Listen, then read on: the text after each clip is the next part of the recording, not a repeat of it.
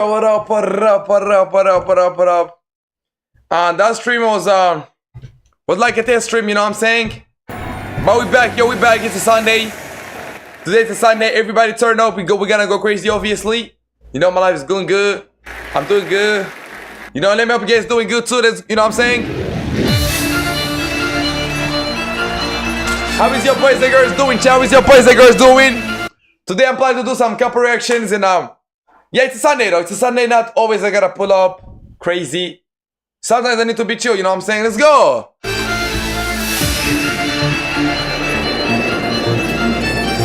Yo, I need a big dub reason to fuck this shit, nigga. Let's go crazy.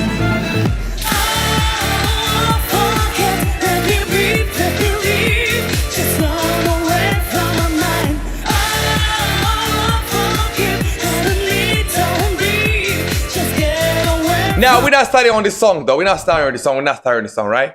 Are we that down bad, though? Yo, we that down bad, bro. We need to start on a really, really good songs, you know what I'm saying? Yo, that's what we're gonna start on, chat. That's what we're gonna start on, though. Let's go.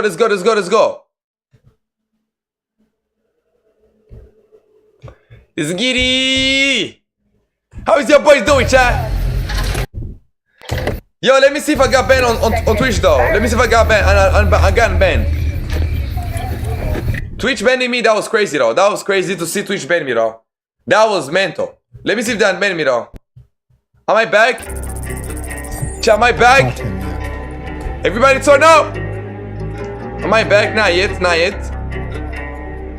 Chat, but I'm getting banned in like 2 hours. That's the time I seen though. Ninja buryawo muri gucana umuriro. Ninja uturi imbunda ziri gucana. So chat, we gotta go back. We got banned on Twitch for a week, but we back though. We back. Looks like we back. Ni biti zingana ikimaze kubaga nkashyigura munsi y'isi. Kizishizira ni grateful sana ndahindura games zanyishiriki. Nibira thankful jara zindarekane gutinda kurimbura isi. Banyabyaha turi kwikubaha. Twese imitima iri kwicuza byinshi pa. Zamwe mu macu mutwinda twinda twishyiriki. Ko hatuyere kwicuza kuba biragenze nzeyamwiriki. Icyo nshaka ni muntu wongera inama nkasinyi. Sinyibasha kuvuga ko numbuga ubu namaye cobo namba Philippines. Yeah, ndacyari young and I'm winning kandi nakunda dripping. Mfite magi inkotanyi ndi genius ish nta muntu wahishe. Mfite time yo gukora quality only sinsubiza abadisinge kinini yuzuye mu buzima n'ubuzima nta kintu wanyigisha. Ninjye burya wumva uri gupfa. Ninjye uturi imbunda ziri gucana umuriro. Ninjye utuma wumva ufite ubwoba bukurimo. Trumpish on the road. Ninjye burya. Yeah.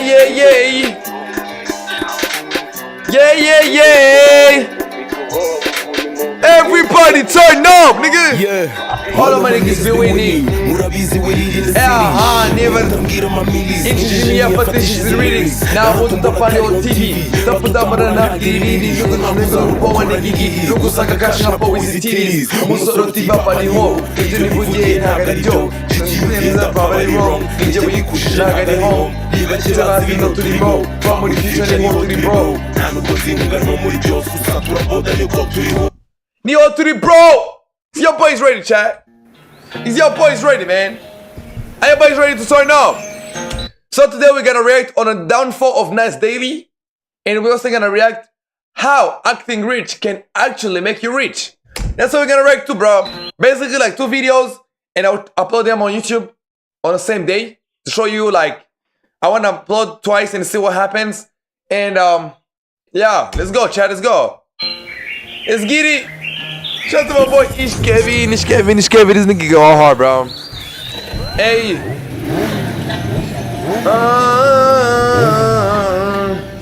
Everybody turn up.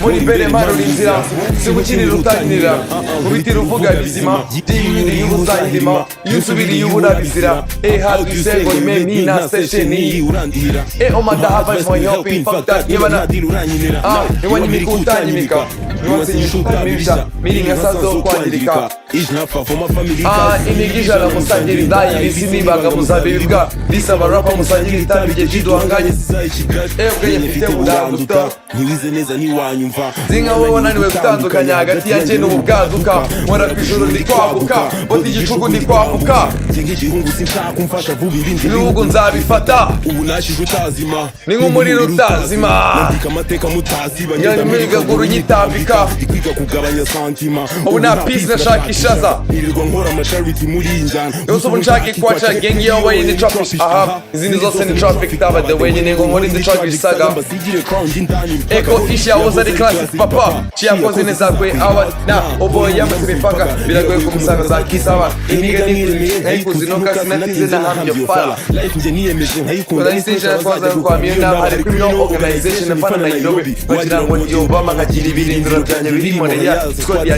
Ottawa. Hey boys ready, chat. Tell your boys ready though. Tell your boys ready though. After this song we go straight to reactions for sure. For sure, we go straight to reaction after this song, man. Everybody turn up, put your seatbelts, let's go crazy. You know we don't miss. It's Elo's on the track. Gra, juga tono ngataga stick. Sindi kumuta, Big Ben ngataga ti. Abahita ngabacaga ti. Umva fasi zivuguti.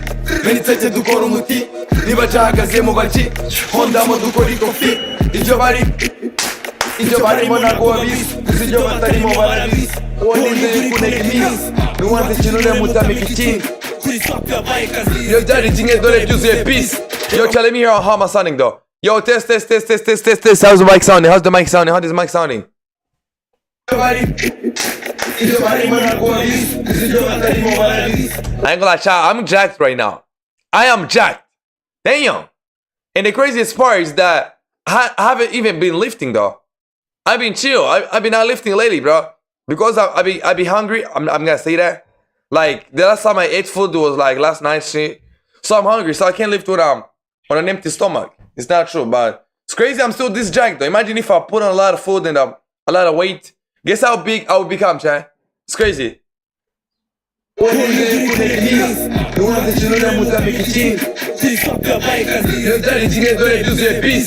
tell me how am I sounding though? I ain't gonna lie though, chat. I'm becoming more handsome though. Jesus, my nigga.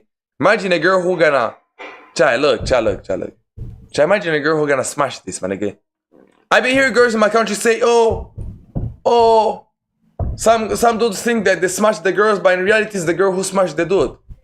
Like she's the girl who was craving the dude more than the dude was craving the girl. That's the scenario I'm gonna start to be in the upcoming days. That's what I'm gonna be experiencing soon. There's no way I look like this. No way. This is not me. Yo, test. How's the mic sounding? How does the mic sounding? Okay. I don't know. Why does every time I watch my stream, I always start laughing though? Why does that happen like that? I don't know.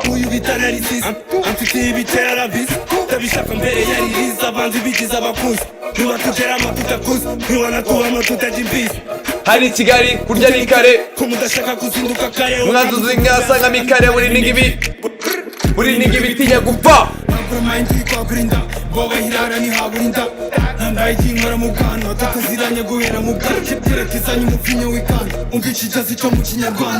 ufite ibinure bisa Honda mo tumanuka tujya gushya debera imbyino babyina gutya imihanda irabunyuguza Honda mo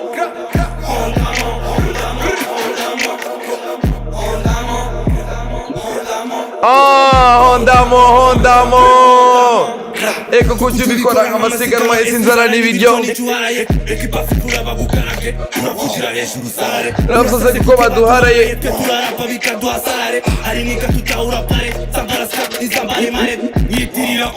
Jenusku tukogosha amasunzu yatinze mambirizi yaso azasukiganye mu ruzungu ibitambo natanze umuhanda ukanyunya kaguru bawuri gato umukungugu uko umukungu n'uyu oya nongiri iki gihe n'ubundi byose ari iki gihe iby'iki gihe bibona ungigiye umutima n'ahantu mu mujyi uva mubwira umusa wowe n'inzara burya murasa bitch ni hit and run turashaka guhavinga fun imbogege zifana izan Muzambyarira son. You can't.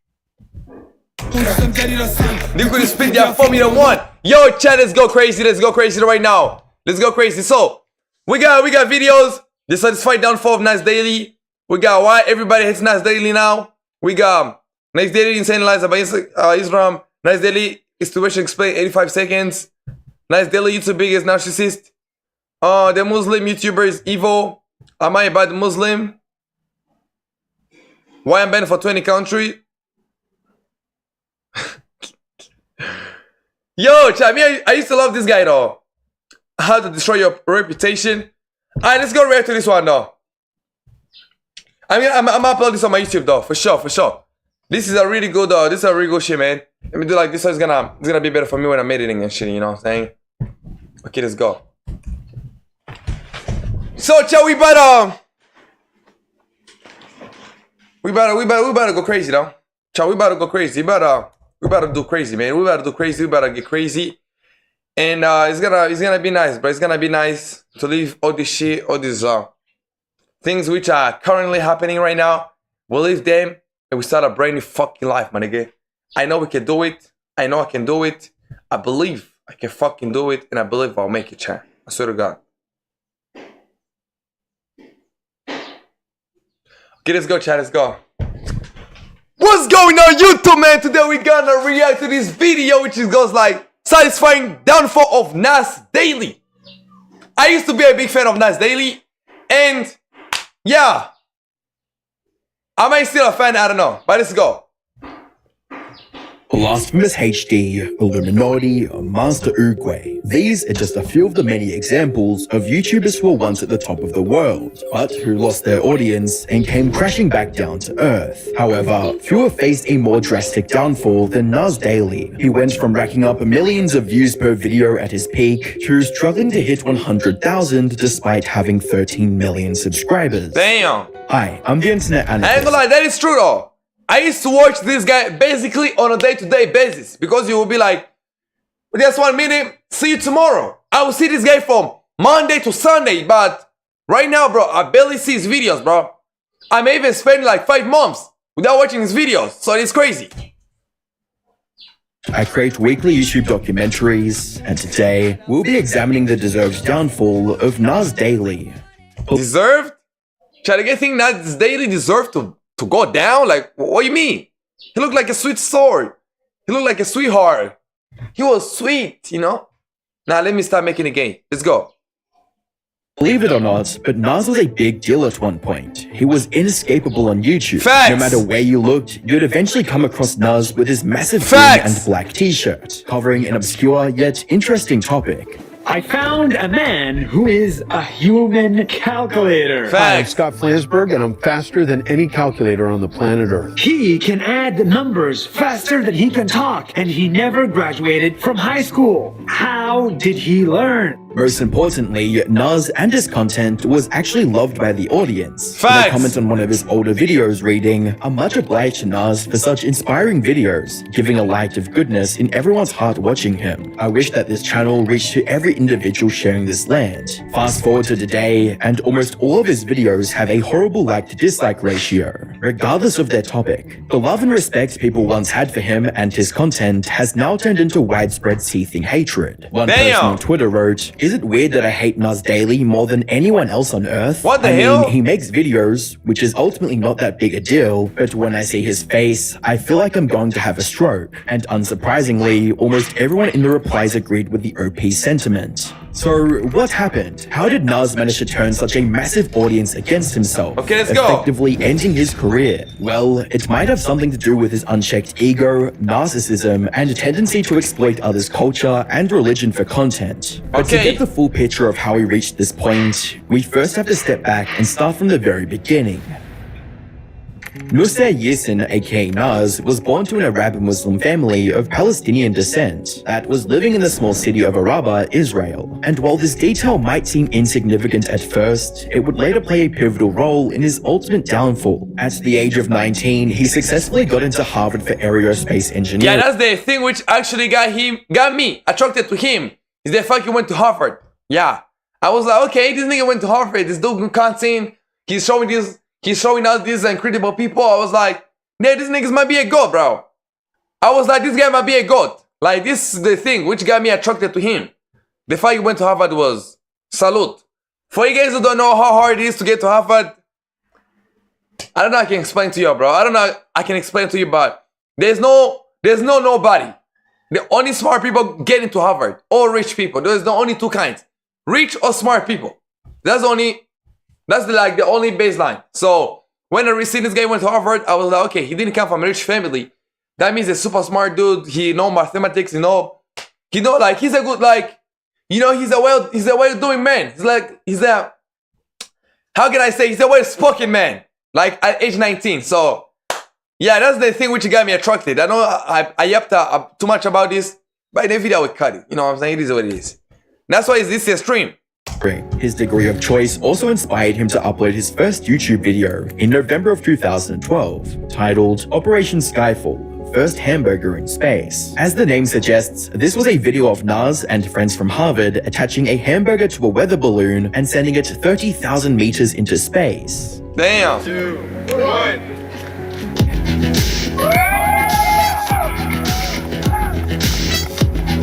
So how did they get that footage in 2012?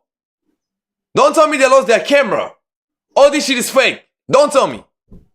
This became a bigger success than Nas could have ever imagined, earning over 500,000 views in less than 20 days. Although Damn. this didn't motivate Nas to start uploading regularly, it did reveal the massive potential audience that was waiting on YouTube. So, 4 years after his first upload, Nas returned to the internet, this time with the explicit goal of becoming a content creator. He started a fairly unique vlog series on Facebook in which he uploaded a minute-long video every single day, while Facts. showcasing interesting things from around the world.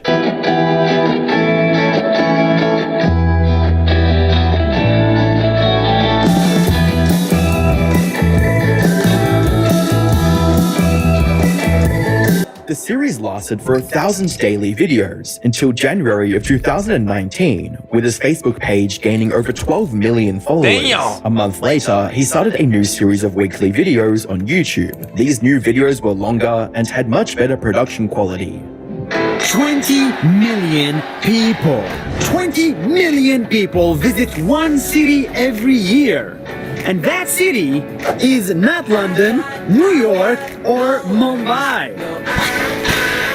That city is a small dot on the map called...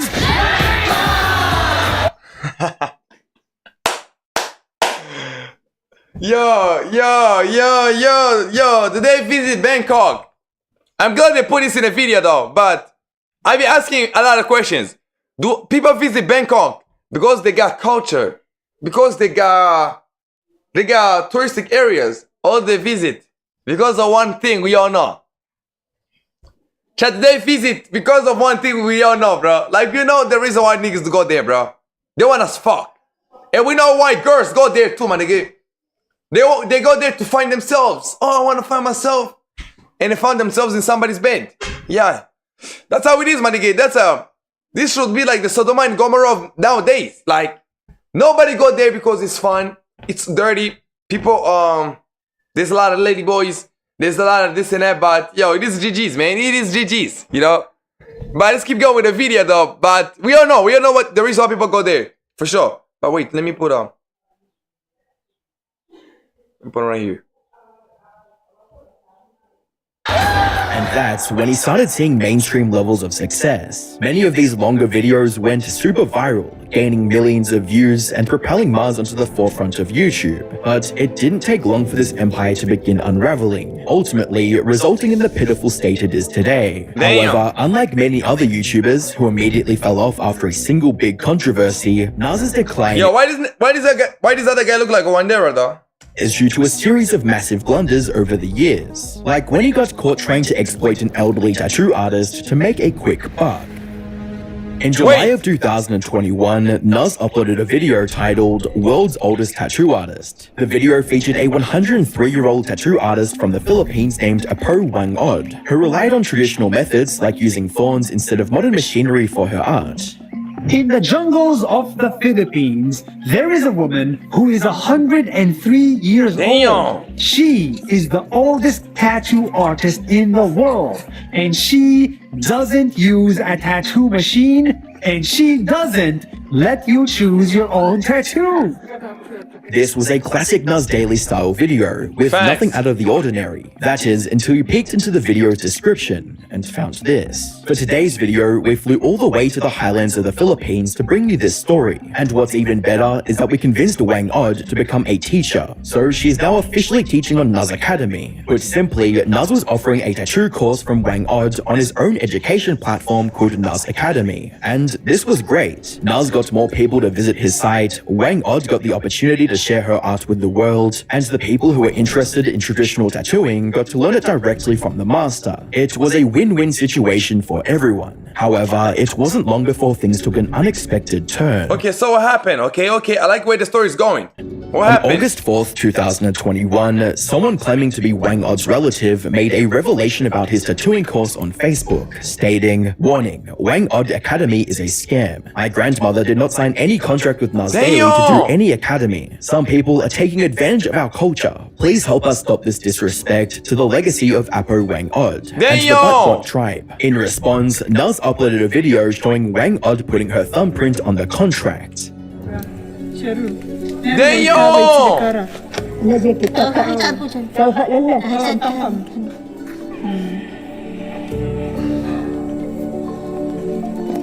This was also accompanied by a Nas leader's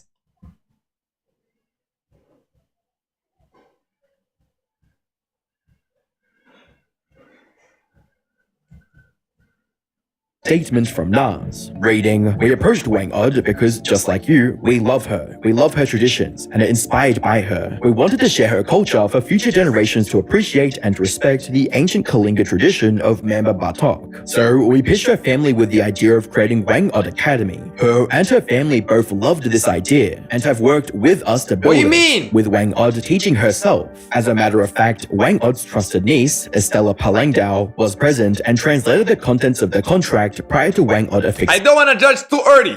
I want to see the whole story.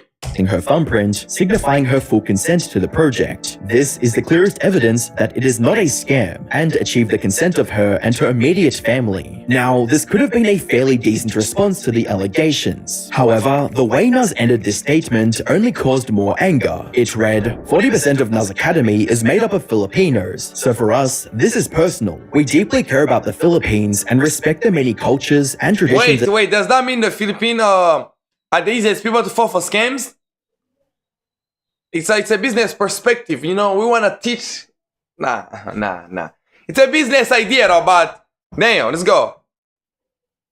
That exist across the country. Maybe this was his effort to seem more credible to the outraged Filipino viewers. Most people compared his reasoning to the kind racists use, like saying, "I'm not prejudiced, I have friends from that group," which only fueled more outrage. Things got even worse when Gracia, the person who originally called out Nas Academy, made another post on Facebook stating, "Hello everyone, Wang Od Academy is not real. I spoke to her and she said she did not understand what the translators were saying. I'm sorry to tell you, she will not be joining the Nas Daily. I know you have some good intentions of sharing our culture to the next generation. However, our village concern is that some people are profiting and exploiting our art and culture. I know you spoke to someone and gave some money and will share profits, but Apo Wang Od is not aware of your contract. Hope you sort this out. Thank you. Have a nice day." This went against everything Nas was saying, and after getting even more backlash, he immediately sent a team to the Philippines to reach a mutual understanding with Wang Od and her family. Credit where credit's due, he did take action to fix the issue, but that still doesn't answer why all this happened in the first place. If Gracia hadn't spoken out against the injustice, Nas would have likely continued selling the Wang Od course on his website without fairly compensating So her. from what this looks like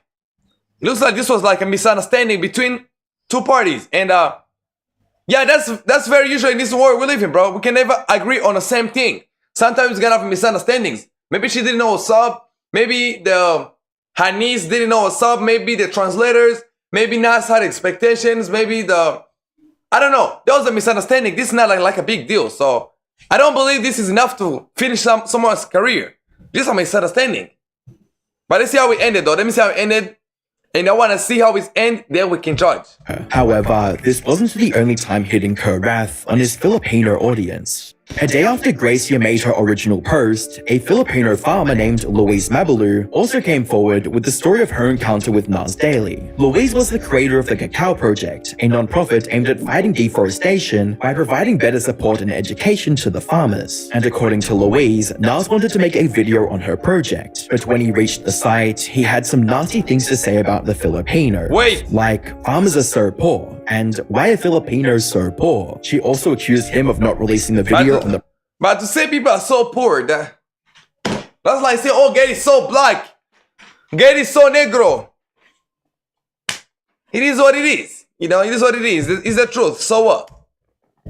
project because in his eyes it wasn't entertaining enough. He didn't care It's not clickable, viewable content. about raising awareness towards real issues and was only concerned about the number of views his videos would get. Louise's post went viral, fueling even more backlash from around the world for his downright racist remarks, with comments reading, "Nuz Daily is a liar," as well as, "Nuz Daily hates the Philippines." In response, Nuz uploaded a video denying the allegations, while also claiming that the entire Cacao Project... So like, we can never trust this woman though. We can never give her like 100% Nuz Daily say that. And to say that people are poor, I don't find like there's a problem. They be say African people like we got the worst healthcare system. We are good with that. They say we don't have water, which is crazy though, but maybe I do and some people don't.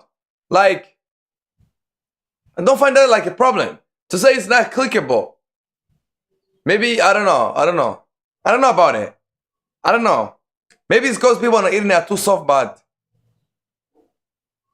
I don't know, bro. I don't know. Why would that make people so mad? Child, why would that generally make people so mad? Oh, it's not clickable. To say the content is not clickable, or to say people are poor, don't find the reason why would that make somebody mad. Swear to God. is nothing but a facade. On paper, it was supposed to be a non-profit that helps farmers. In reality, it's a for-profit that exploits farmers. From there, this whole controversy slowly faded into internet obscurity, but the damage was already done. Regardless of how true Louise's allegations were, a big chunk of the internet now saw Nuz as nothing more than a privileged racist. And while all that was going on, Nuz managed to get himself into yet another controversy, this time for shamelessly presenting crypto scammers as the most kind-hearted people in the world. On November 12, 2021, Nuz uploaded a now-deleted YouTube video titled "The Most Generous Bitcoin The most generous Bitcoin billionaire. For you guys who don't know, this guy is serving 22 years in jail right now as we are speaking. My nigga, he paid a lot of leaders a lot of money so that they're gonna save him from going to jail. At the end of the day, they took his money and locked his ass up. Chad, let me tell you, bro. The only thing that I learned from this guy is to never trust people, man. You trust people, you're gonna get fucked. Even the Bible says it. The Bible goes like, whoever trusts the kid of a man should be cursed. So the same shit which happened to my boy right here. But I seen that he was trying to appear. He was going through court, this and that. Yeah, but yeah, GG's, man. Billionaire. The video painted the founder of the FTX crypto exchange, Sam Bankman-Fried, in an extremely positive light, almost short of calling him the best person ever to live. Guy you see next to me is the most generous billionaire in the world, and I found him. Hi, my name is Sam, and this is my story. Sam has crazy hair. Yeah, this story of Nuz Daily right here. This is like one of the best videos that he's ever done. He's like one of the videos which I seen of him and turned me to a fan because I was like, shit, this guy is giving us the most generous billionaire. This was like 2021. I remember this video, bro. But I didn't see it on YouTube, but I seen it on TikTok. That's when I seen the video. And I was like, this is the best man on earth. Shout out to Nuz Daily. That's what I was saying back then. And when I realized this guy was a scammer, I was like, shit, this is crazy.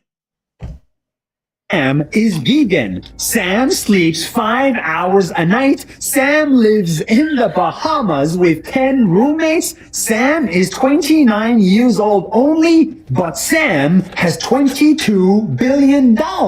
And he wants to donate all of Yeah, it. this is crazy though. Child, let me tell you, bro. When you see this kind of people, oh, this guy is 29. He got $22 billion. He does have a nice watch, does have a nice car. He does wear nice clothes. Let me tell you, Chad, that's now a red flag. I'd be like, shit, what is this guy about? Why? Like, because if you have money, you gotta have nice things. So when I see somebody with a lot of money with shitty things, I start to back down back. I'd be like, okay. What's up with this boy right here? Like, what's up with him type shit.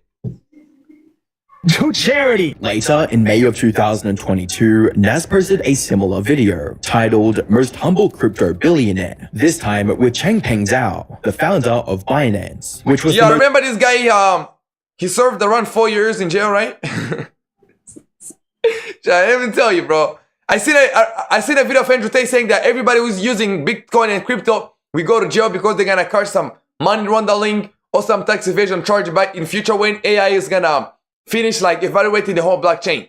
And now I'm seeing this CEO is going to jail, and I be like, yo, if these niggas can touch the CEO, imagine me. Yo, imagine me. God damn, bro, it's crazy. Popular crypto exchange at the time, and just like with Sam Bankman-Fried, the video was filled to the brim with Nas showering endless amounts of praise on Zhao. This is the richest guy in the world. I see this video too. From crypto, and you don't even know him. Hi, my name is CZ. I know this exact video. I'm telling y'all. I know this exact video. Like, I was a fan of when I'm telling y'all, man. I may say this, okay, it's trolling, blah, blah, but I know this video. He made over $60 billion, but his mom still called him stupid. Yeah. Let me tell you his incredible story. Both of these videos looked like ads focused on improving the image of the two crypto billionaires. However, there was no mention of these being paid promotions anywhere in the videos or in their descriptions. But as fans would later find out, there's a high likelihood that these were ads, and Nas simply didn't disclose the truth. In April of 2022, Nas went on a podcast hosted by a YouTuber named Silicon Valley Girl and accidentally spilled the beans. Sometimes we get a brand deal in which I have to go on the spot for one full day and make a video about a person. So sometimes the characters that are in your video are actually paid sponsorships. Sometimes, yes. Do you say that? We do not say that because, well, one, in the post, it's when we say thank you to XYZ, blah, blah, for making this possible. Two, it's like we don't live in America. He clearly admitted to hiding the sponsorships from his audience. So is that a problem? Is that a problem? If a certain gambling company give me a deal and I pull up right here in a stream on it and I'm gambling on it, like is that a problem because they say, oh, this is a sponsorship from maybe this gambling site which is not known? No, like I might be like, oh shit, we're gambling, we're having fun, you know what I'm saying? Like why? Why people so fucking soft, my nigga? What's wrong with people? And tried to backpedal on it after realizing his blunder. Not to mention, his entire logic of quote, we don't live in America is extremely flawed. This is because YouTube, the platform that he uploads his videos on, is based in America, and therefore has to adhere to the American law, including clear disclosure of paid promotions. This also called all of his... That should be included? I didn't know though. Other videos into question, leaving viewers wondering if he was genuinely interested in something or was just praising it because he was paid to do so. This, of course, opened up a whole new can of worms. Suddenly, viewers couldn't help but wonder, were any of his videos ever genuine, Facts. or was he just hyping things up because he was paid to? Yeah, facts. Okay, now it's understandable. Now I'm starting to understand the reason why people say you need to save paid promotion. Because when people don't know if you are paid, or people know if the video is genuine, they're gonna start to ask themselves twice, like, wait, is this video real or this video is fake? Now I understand. Oh my god, I'm a dumbass, bro. I'm a dumbass. Now I'm starting to understand. Shit. To make matters worse, both the good guy crypto billionaires he promoted in his videos turned out to be scammers, with massive charges of money Oh shit. Binance CEO was 4 months. Oh shit, I made a mistake. I said 4 years. It's 4 months. And customer fraud. Sam Bankman-Fried in particular got... Yeah, the craziest part, Everybody uses crypto to not pay taxes. Everybody uses crypto to now I can't say to run the money, but to don't let the government know who you are. So people they are saying AI, if it's gonna analyze the whole blockchain, everybody gonna catch a tax evasion, no money laundering charge, which is crazy. Damn, we might be fucked. Charged with a fine worth over $11 billion and is also serving 25 years in prison. In other Boy words, sentenced to 25. Damn, Jesus, bro, 25 is mental. Nas likely took the money from two of the biggest scammers to make promotional videos about how humble and charitable they are. This on its own would be enough to end the career of most YouTubers. But Nas wasn't done digging his own grave yet, as he was about to pick a fight with over 2 billion Muslims for his mockery of Islam and by extension, his hypocritical views on the Palestine-Israel conflict. In July of 2024, Nas uploaded a video titled Wait, I'm getting dark. 22 billion? Yeah, 22 billion is crazy though. So let me turn on the lights though. Let me turn on the lights. Yo, 22 billion is mental though. 22 billion is mental. What's good, my boy CF? What's good, bro? I Studied Islam for 1 month and I Lost All My Hair. And this title I lost all my hair. Jesus. Does he want to make Islam make people panic though? Did Israel make him think about bombing children, my nigga? I'm trolling, obviously. Shit, my mic fell down. Chat, is that a sign from God?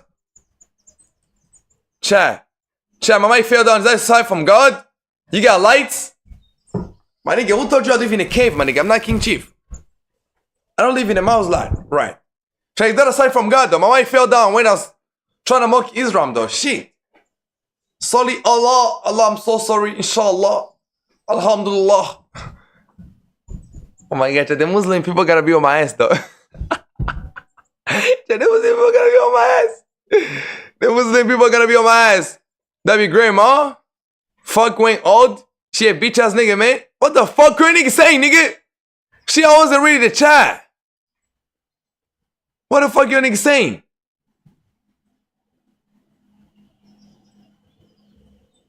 Damn. Chat, you guys fuck with us daily.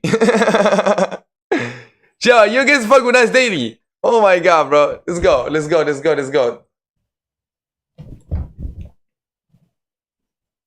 With over 2 billion Muslims for his mockery of Islam and by extension, his hypocritical views on the Palestine-Israel conflict. In July of 2024, Nas uploaded a video titled, I Studied Islam for 1 month and I Lost All My Hair. And this title alone was plenty disrespectful. You see, the second half of the video was referring to the tradition of men willingly shaving their heads after a pilgrimage in the holiest city of Makkah. So for Nas to refer to it as losing his hair raised some stern eyebrows from the Muslim community. And judging by the like to dislike ratio, the video wasn't any better. The whole thing was filled to the brim with misinformation. 58k dislike is mental. And straight up lies about the religion of over 2 billion people. This led to the comment section becoming a minefield of almost every person pointing out and correcting one of Nas's many inaccuracies.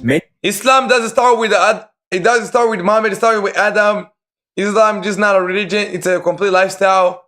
Point of correction, Islam did not start from the cave. Correct me if I'm wrong, if Islam, bro, like, damn, it's crazy. He studied culture, not Islam. Okay. Many were also simply outraged at the video and Nas's attitude towards covering such sensitive topics, with one comment reading, please study Islam properly from the scriptures, then make a video. 1 month can't be enough to study a single religion. You were just making fun of a very sensitive topic. You did Umrah to make a point. Please get yourself checked. And you should delete this video. At Nas Daily, an Islamic video creator named Smile to Jannah even made an entire video directly responding to Nas and his skewed view of Islam. For the first time in my life, I shaved my head completely just to make a point. Okay, this was a bit random, but Why would you shave your head to make a point? And especially if you say this to a Muslim's thinking, huh? We shave our heads after pilgrimage because this was an act of the Prophet Muhammad, peace be upon him, and this is something that we replicate. And you should also know the importance of intention, that the intention has to be correct for it to be accepted by God, not doing it to make a point. But all of this Damn. was pale in comparison to the hypocrisy he showed when sharing his views on the Palestine-Israel conflict. As we mentioned, Chad, what did he say though? Because you get seen this guy, they say he was born in Israel. So I want to see the point which he made and fuck him up. I want to see that. I want to see that. I want to see the point which ruined him. earlier, while he was born in Israel, his family was of Palestinian descent. Yeah. So people were naturally curious about his stance on the Palestine-Israel Facts. conflict. Nas also saw the number of people who wanted his opinion on the matter and decided to cash in with a video titled My Israel and Palestine Explained. In this video, Okay, don't tell me he went on the side with a lot of people, which is Palestine. Don't tell me he chose according to the number of the people who can agree with him. I just want to see.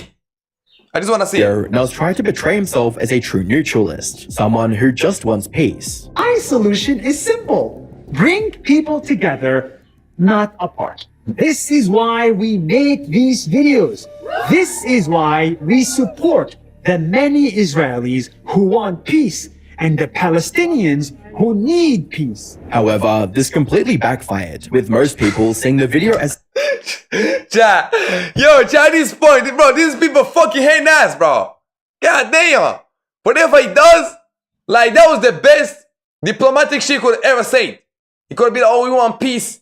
We need to bring people, we need to bring people close, not apart, you know.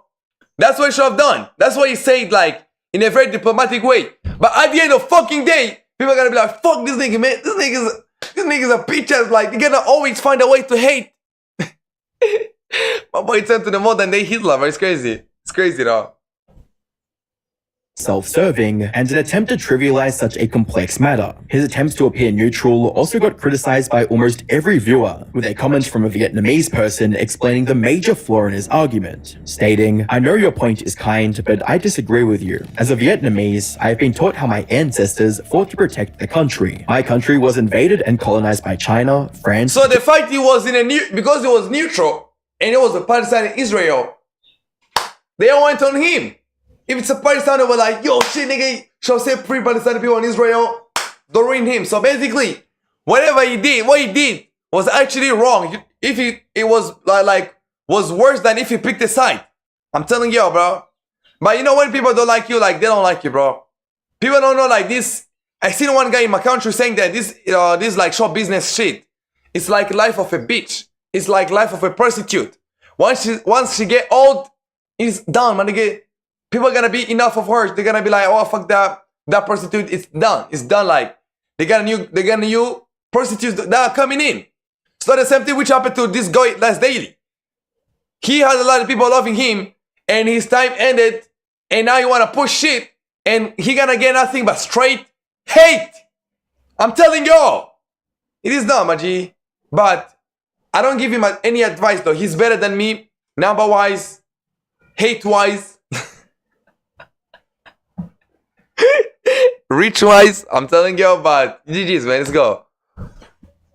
Japan, USA, they never wanted to free Vietnam. Vietnamese people had been slaves for hundreds of years until they fought and gained victory. If they just prayed for peace, if they wanted to be friends with the invaders, the country people would have been slaves for thousands of years later. Okay, this guy got a point. If you want freedom, you need to fight for it. This guy got a point. And Naz's actions outside of this video only made things worse. Hannes Lick and every country just nuke India. Fuck, there wasn't take out Indians. Chad, that's a ban. That's a ban right here. That is a ban. Chad, this is a ban, my G. There's no way you can say that, bro. There's no way you can say that, bro. There's no way you can incite genocide for people, my nigga. Jesus. That's a ban. Chad, that is a ban, bro. That is a ban. That is a ban. How can I ban him, though? Chad, how can I ban? Oh my god. Chad, that's a ban, though. That's a ban. That is a ban. That is a ban. Clearly, bro. Chad, that's a ban, though. That's a ban. That's a ban. There's no way you can say those words like against people, bro. There's no way you can say that. There's no way you can say that, bro. There's no way. In a tweet he made in October of 2023, he claimed to be an Israeli first, Palestinian second, which people interpreted as him taking Israel's side in the conflict. But viewers also uncovered a video of him openly cursing at Israel with his friends, when he thought he was off camera.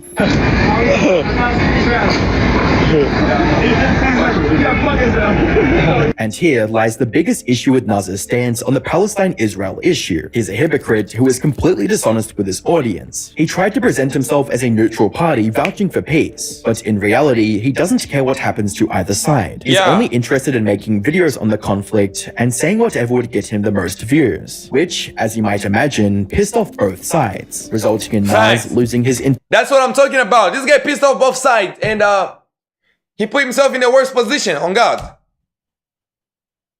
entire audience. Now, looking back at his many controversies, they may seem completely unrelated at a first glance. However, there is a single thread that weaves them all together. His overinflated ego, whether it's exploiting an elderly tattoo artist or claiming he has the solution to a complicated conflict. It all starts to make sense when you realize he genuinely believes he's always right. This would also explain his complete inability to take any criticism, like when a YouTuber by the name of Avi Yamini confronted him about the mismatch between his words and actions. Nice, how you doing, mate? Good, man. How are you? How are you? Tell us. Nice to meet you, everybody. Do you think it's cool that you're standing here and you're being employed, like you're getting paid by the World Economic Forum to promote their product? I'll tell you what's cool. This is the video. How are you guys? Give me. You know what's really cool? Is that all of this was done for no money. You did it for free. For free, my friend. You're willing to sell yourself for free. I'm selling myself for free because I have opinions, and I agree with those opinions. You push the client. Hello, my N-word? God damn, this deserves a ban too. Today I'm banning people. You're the second person to get banned today. The second ban of the day, Chad. The second ban. Nah, I'm chilling. How you doing, my boy? How you doing? Was watching this guy right here, bro. We was banning ban him, nigga. Nah, chill out, boy. Chill out. What's good with your boys, man? Like, let me be like diplomatic. Let me be like Nas Daily. We need to find things which gonna let me be like Nas Daily, yo. Let me be like Nas Daily. We need to find things which gonna bring people together instead of putting us apart. Oh good, man. Oh good. Yeah, that's cool, man. That's cool. Alright, let's go. Let's finish this video though.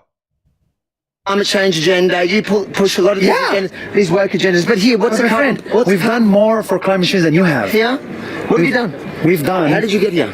We've done more for climate change than you have. Nas retaliated by acting like a child and rudely interrupting Avi when he was interviewing the Prime Minister of Luxembourg and running away. I'll be honest, when I first got to Davos, he confused me by interrupting my interview with the Luxembourg Prime Minister and then running away. So is he annoying you? Is he annoying you? No, it's still okay. Okay, because This is Nas Daily. He's a Nas Daily. This guy's annoying.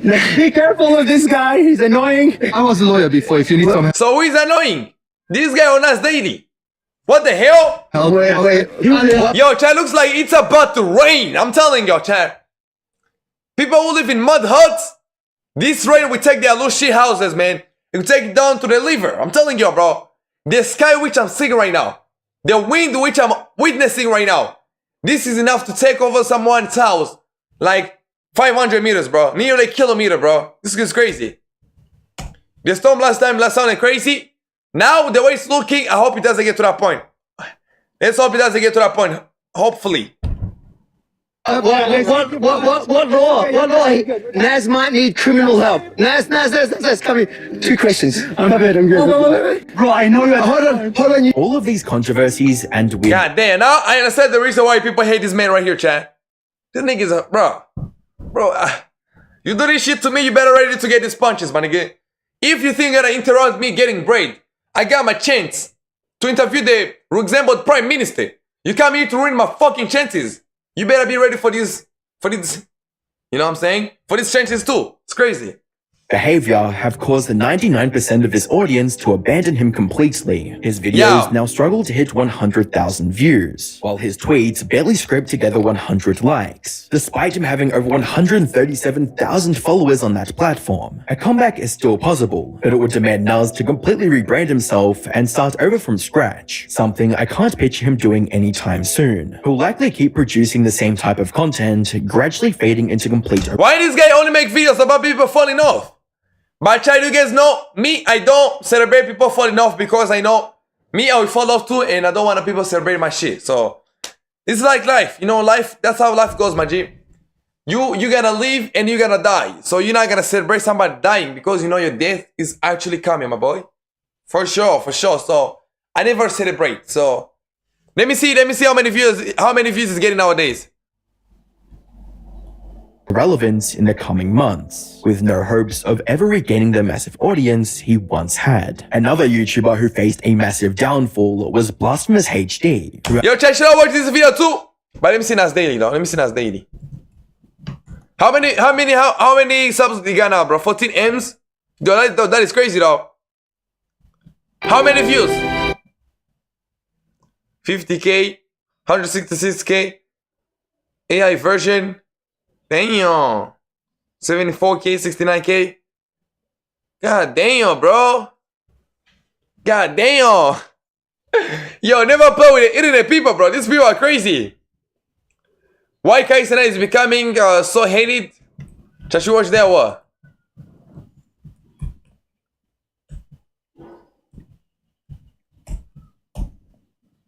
Yo, should we watch that?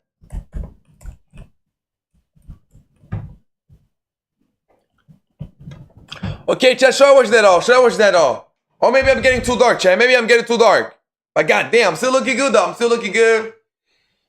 Still got my muscles. I'm still strong as fuck. Too strong as an ox. And yo, chat, let's go. Let's watch this video which says how acting rich can actually make you rich. Do you think that's a very good video? I wanna watch it. I wanna watch it. I'm in my underwear. Let's go crazy with this shit in your fucking face. I'm one of the fucking best. I don't know what the niggas wanna say. Okay, let's go. So let's go this video. I wanna put this on my YouTube too, chat. So right now, I'm basically farming for my YT. I'm basically farming for my YT. I'm basically farming for my YT, bro. Basically.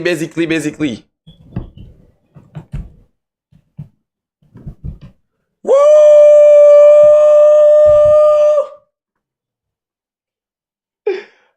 What is going on, YouTube, man? Today we're gonna go to the how they got rich by acting rich.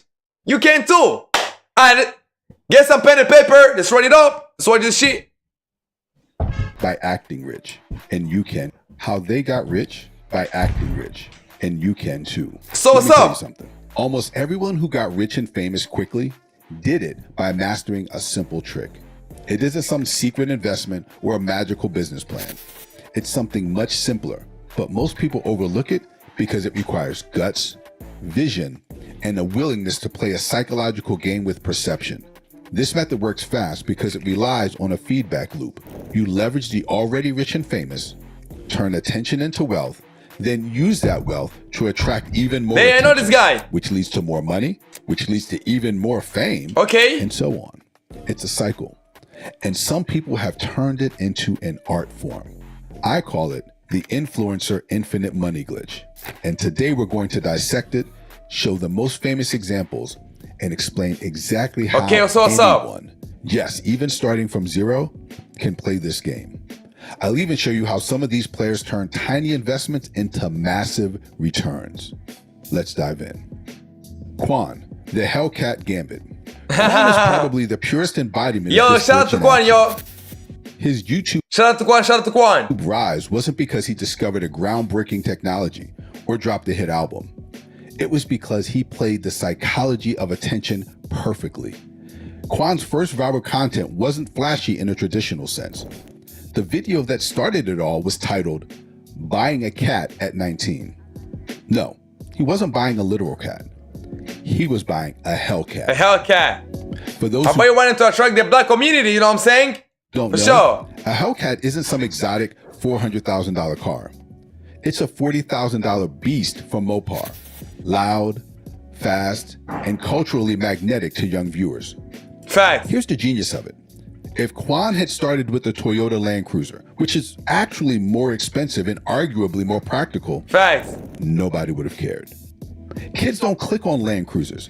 They click on chaos, speed, and that feeling of lifestyle excess. From there, he didn't just stop with the car. He created series after Chat, I'm gonna name myself Chaos. series about it. Chat, we got a streamer named Chaos though. Hellcat muffler deletes, body kits, even the everyday question of, am I buying a Hellcat today? All of it clickbait gold. Before Quan could even afford his second Hellcat, he was raking in views that translated into $40,000 to $50,000 from YouTube ad revenues alone. Damn. Then he made a strategic pivot. Longer videos. YouTube isn't just about entertaining. It's about keeping people on the platform. The longer the watch time, the more the algorithm rewards you. Quan kept trading up, using his early success to fund bigger vehicles, more flashy content, Damn. and more visibility. Today, he's no longer stuck with scat packs or a single Hellcat. He drives McLarens and AMG GTSs.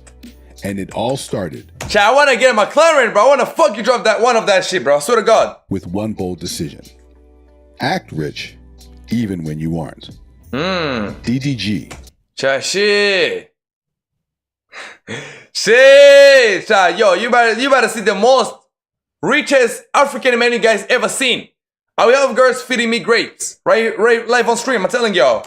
It's gonna be crazy. Turning a BMW i8 into a cash machine. This is DDG. DDG's story follows the same pattern. How And did he you did came it? at it from a slightly different angle. He had $60,000 in the bank, which is a lot for a struggling artist, but not enough to launch a national brand. Instead of hoarding it, he plunked it down on a BMW i8. Damn. Then he made content about that car. The following month, he made $100,000. He took what he Damn. had, showcased it, leveraged the attention it created, and And now he got more money and still got the car and the fucking fame. Shit. Chat, that is the way. We may have been doing all wrong, my G. God damn, chat. I might have been done. I may have been doing all wrong the whole time. I need a fucking car. So I'm getting a Tesla, 60K. Telling y'all. invested the returns. Now into Tesla is a women car though, you know. It may need something which is gonna be fucking loud, nigga. No some little BMW or some little Tesla. That's a car for old people, man. We are young, chat. We are young. We are strong. We are elite. For sure. We need better cars, but let's go. more attention-grabbing content. This is the essence of the glitch. Spend money you have, sometimes more than you can afford, on visible status symbols that attract attention. Monetize that attention, then repeat the cycle. DDG is still a rapper, but his method mirrors the YouTuber strategy. Display wealth, generate views, convert attention into revenue, reinvest, repeat. Simple in theory, but executing it requires confidence, timing, and an understanding of what audiences find aspirational. Okay. Mr. Beast, generosity as a multiplier. Now, not every successful practitioner of this method hoards or spends recklessly for themselves. Mr. Beast flipped the model on its head. Yo, check out a question though. Don't you guys think Mr. Beast is gonna end like that guy in Nas Daily? We just done watching. Don't you guys think? He gotta get to a point, because there was one time where people wanted to hate on him with the Chris Tyson situation, and the way he navigated it to the other side, it was respectful. But I'm telling you, don't you think because he's at the top, people gotta keep throwing shots, and one of them gonna hit him to the point he may even end his career? What do you guys think? These rappers are making money by making GTA RP servers. Yo, I heard of that. That nigga T Grizzly, he made a lot of money from GTA RP server than he ever made from his music, which is crazy. Should I do one? Nah, I'm trolling. I can't. I don't have a lot of people to join mine. But I join one though. I will join one. Mr. Beast was in Africa video, seen it? Yeah, I seen it. Damn, maybe Mr. Beast may end up like Nas Daily. He's in exact path. Yo, Cha, I'm telling you. Mr. Beast is in exact same path Nas Daily was in. Damn, bro. Yeah, let's pray for Mr. Beast, man, because of fuck you like the dude. But don't tell me I'm gonna hate Nas Daily and end up hating Mr. Beast though. But no, I don't hate Nas Daily. I don't hate anybody, bro. My life keep going on. They're doing their thing, and this is what it is. It is GG's for sure. Videos involve sponsors, giving him a small financial edge. But instead of keeping the money, he gave it away. Tip a pizza delivery driver $500. Buy a homeless man a Lamborghini. He made generosity the vehicle for growth. Now, why does this work? Because attention multiplies when people feel inspired or shocked by generosity. You don't just get views. You attract sponsors, collaborators, and a snowball effect of publicity. Mr. Beast's first viral Lambo giveaway was essentially a multi-tiered investment. Spend big on content, generate views. Yo, try to get thinking Mr. Beast actually gave the Lambo to that person. Or he already know that person somewhere and he gave him a car for a video. What do you guys think? Sponsors, get more money, fund even bigger projects. The glitch here is that you don't need to hoard your wealth. You just need to strategically display it and let the world react. Okay. DaBaby. Flash first, talent later.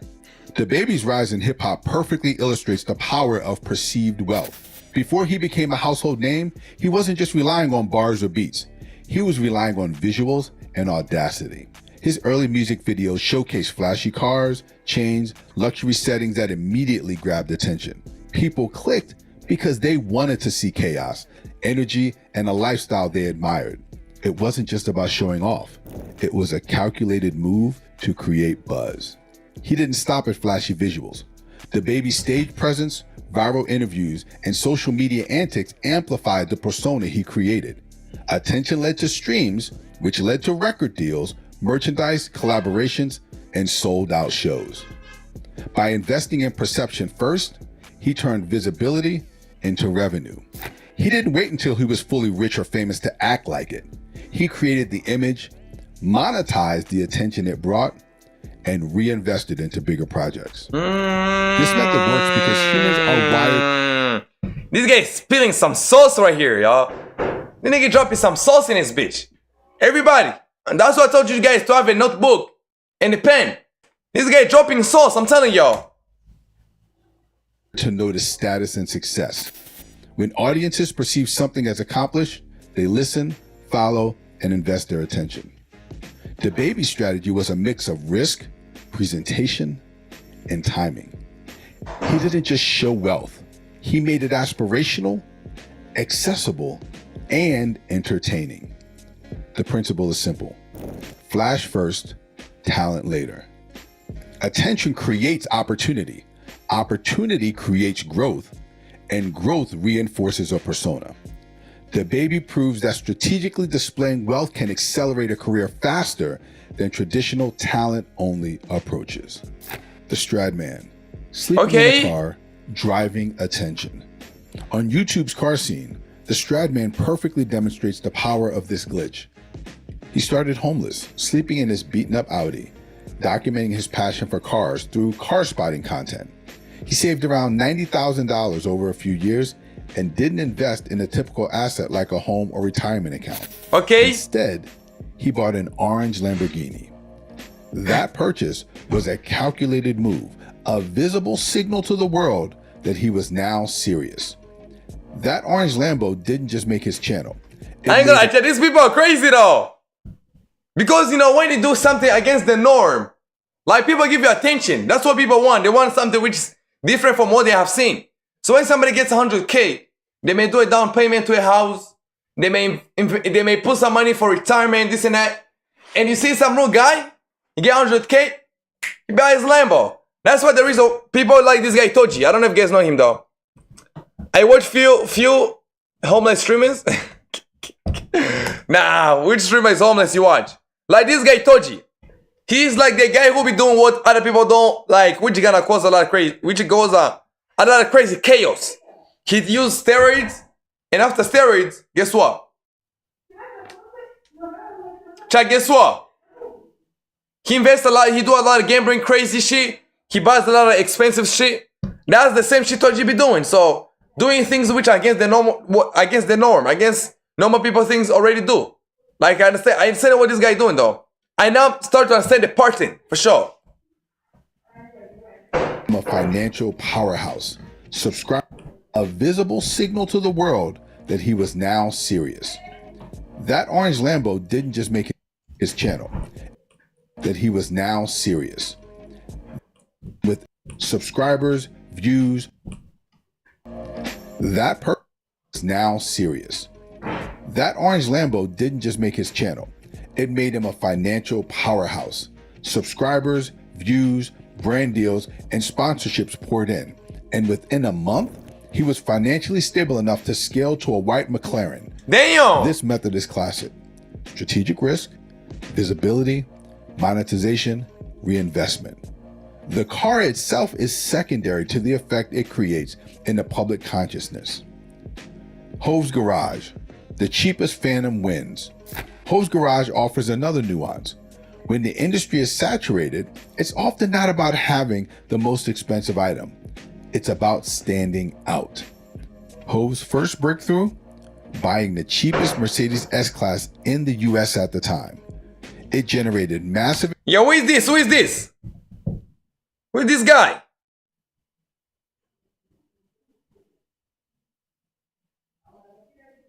Oh, it's a girl?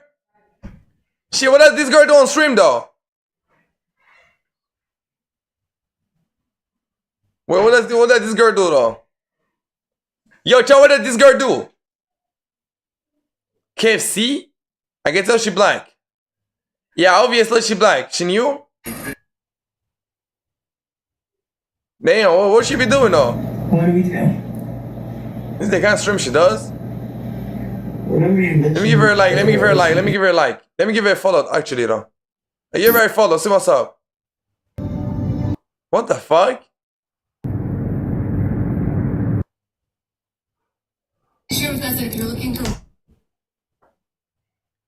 Yeah, she's so homeless, it's kind of sad. Damn! Damn, bro! Damn, streaming homeless is mental though. You're absolutely gorgeous. Go find a home. Tribes every day by day and shit. Damn, sleep in the house. Why sleep outside? Nah, I'm trolling. Obviously I'm trolling. But damn, this is crazy though. What if she puts the camera like this? I got a question though. What if she puts the camera like this and the whole time she's in the house though? Let's think about it for a second. What if this is a play? Oh shit. Maybe she's doing this this shit right here, and she's now coming from the other side, acting poor. She's a crazy one, bro. Damn. It's crazy, but I was trolling, telling her how to get home, and I genuinely wish her the best, obviously, and I hope she gets the best, man. I wish she gets the best and she have a good life. Me, I wish the good life to everybody. So let's keep going with the video, though. Damn, that is crazy. She's homeless. Swear to God. Engagement because it offered contrast, relatability, and aspiration. He then used that engagement to fund progressively more expensive vehicles, demonstrating that acting rich is about strategic positioning, not just spending. Yeah, strategic spending, not spending. Okay. Drake, renting a Rolls Royce for influence. Even the biggest rap star in the world has used this method. Drake admitted to renting a Rolls Royce to create social capital in Toronto's music scene. This wasn't vanity. It was networking. The car elevated his perception, made him approachable by other artists, and helped him secure collaborations that amplified his career. Visibility isn't vanity. It's leverage. This is the same principle every influencer, YouTuber, and entrepreneur on this list applied in some form.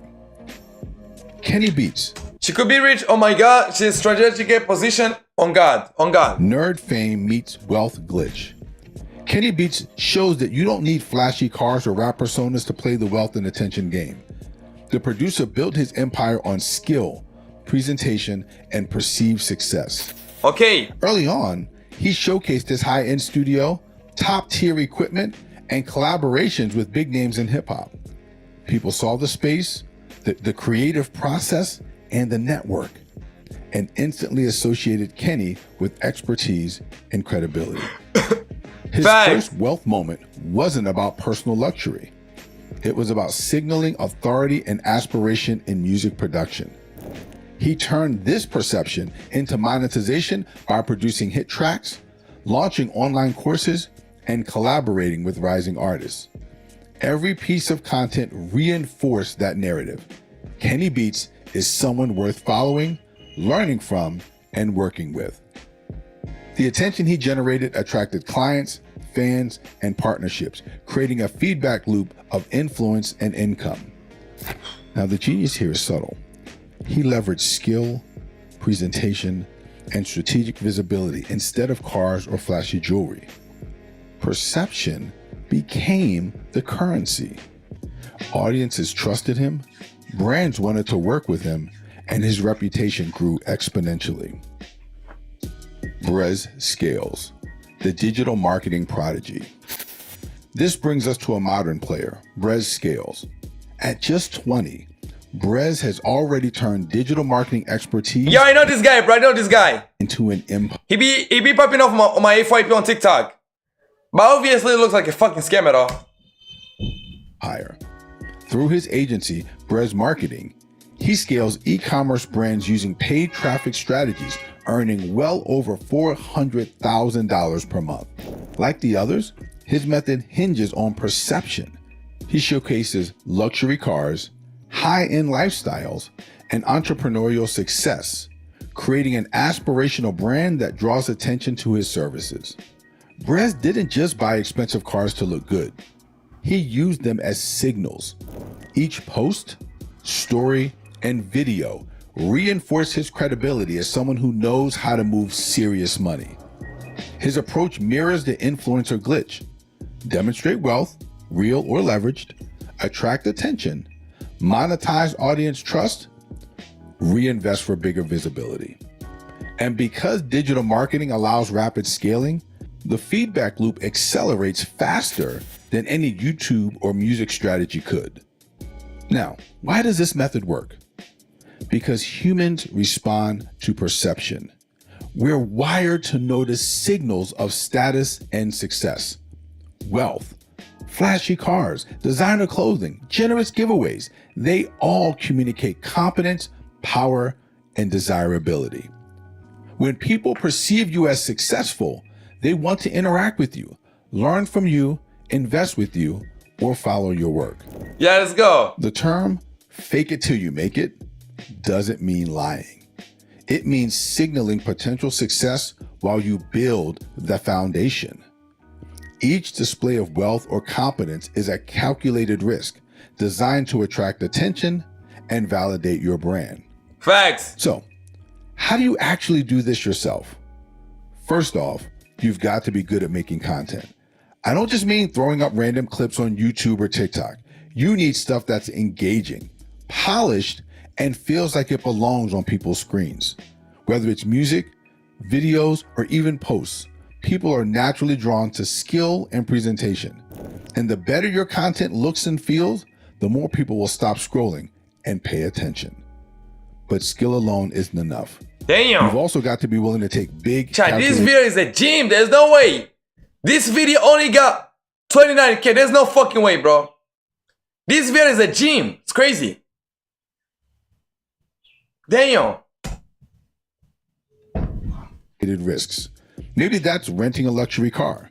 Maybe it's doing something bold or out of the ordinary that grabs eyes immediately. The point is, if you want attention, you need to do things other people are too scared to do. Risk amplifies visibility, and visibility is the currency of this whole game. Of course, all this needs to be backed by real value. Whatever it is you're sharing, digital marketing knowledge, rap skills, productivity tips, or even just pure entertainment, your audience needs to feel like they're getting something from you.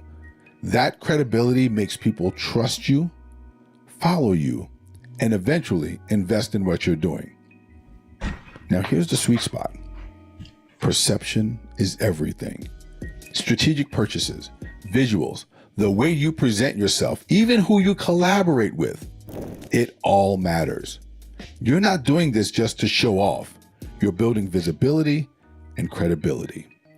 Every choice should reinforce that you're someone people want to watch, learn from, or do business with. Finally, don't underestimate relationships. Partnering with the right people, whether influencers, collaborators, or just the right characters in your content, can multiply your reach overnight. One well-placed collab can double, triple, or even quadruple the audience you're already building. Combine all of that, the skill, the risk, the value, the perception, the relationships, and you're not just creating content anymore. You're creating a machine that feeds attention into influence. Damn. And influence into wealth. The core of this strategy is simple yet powerful. Act rich, attract attention, monetize attention, reinvest, repeat.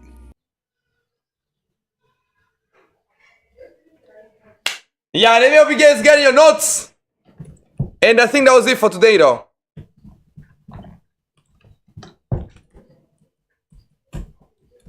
Strategy is simple yet powerful.